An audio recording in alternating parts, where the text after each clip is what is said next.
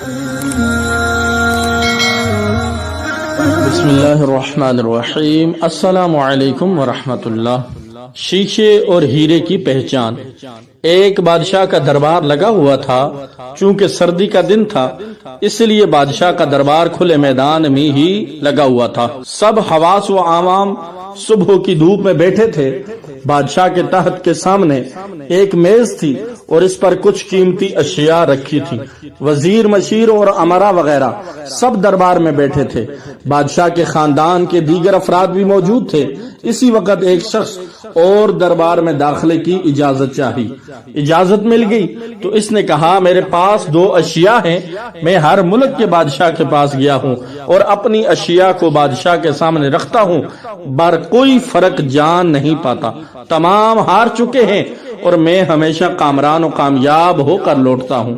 اب آپ کے ملک میں آیا ہوں۔ بادشاہ نے کہا، کیا اشیاء ہیں؟ تو اس نے دونوں اشیاء بادشاہ کے سامنے میز پر رکھ دی۔ وہ دونوں اشیاء دکھنے میں بالکل ایک جیسی، جسامت، یکساں رنگ، یکساں چمک، گویا کہ یہ دونوں اشیاء ایک دوسرے کی نقل محسوس ہوتی تھی۔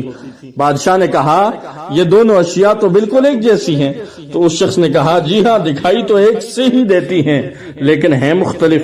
ان میں سے ایک ہے بہت قیمتی ہیرا اور ایک ہے شیشہ۔ بظاہر یہ دونوں ایک سے ہی ہیں۔ کوئی آج تک یہ نہیں پہچان سکا کہ کون سا ہیرا ہے اور کون سا شیشہ۔ کوئی جانچ کر بتائے کہ ان میں سے ہیرا کون سا ہے اور کون سا شیشہ۔ اگر کوئی صحیح پہچان گیا تو میں ہار گیا تو یہ قیمتی ہیرا آپ کا ہو جائے گا، لیکن شرط یہ ہے کہ اگر کوئی پہچان نہیں پایا تو اس ہیرے کی جو قیمت ہے اتنی رقم آپ کو مجھے بطور انعام دینا ہوگی۔ اسی طرح میں کئی ممالک سے جیت کر آیا ہوں۔ بادشاہ نے کہا، میں تو نہیں پہچان سکتا۔ وزیر و مشیر بولے، ہم بھی جانچ نہیں سکتے کیونکہ دونوں بالکل ایک جیسے ہیں۔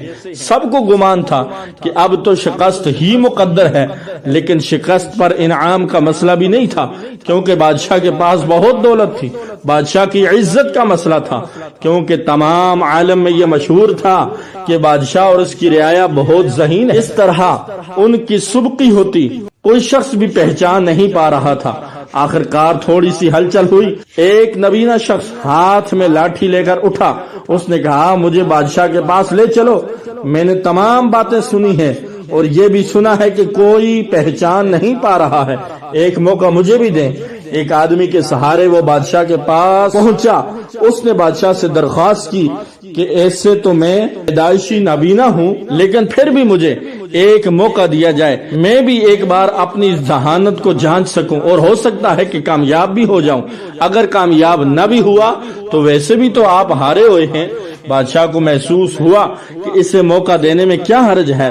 بادشاہ نے کہا، ٹھیک ہے۔ اس نبینا شخص کو دونوں چیزیں چھونے کے لیے دے دی گئیں اور پوچھا گیا، اس میں کون سا ہیرا ہے اور کون سا شیشہ؟ یہی آپ کو معلوم کرنا ہے۔